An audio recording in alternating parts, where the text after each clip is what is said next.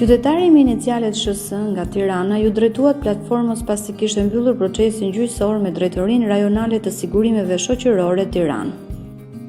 Në gjendje të rënduar shëndetësore, qytetari kishte kryer aplikimin e tij fillimisht në vitin 2021, por edhe pas vendimit përfundimtar të vitit 2024, qytetari ende nuk kishte përfituar pensionin e tij. Ekipi i bashkëqeverisjes shqyrtoi rastin dhe pas certifikimit si përfitim i rregull nga njësia e inspektimit të përfitimeve afatgjata në Institutin e Sigurimeve Shoqërore, qytetari përfitoi pagesën për periudhën 3/8/2021 deri në 30/10/2024 në shumën 506.649 lekë, ku janë të përfshira edhe shpërblimet e vitit të ri 2021, 2022 dhe 2023. Gjithsej përfitoi vlerën 563.202 lekë për muajin janar 2025.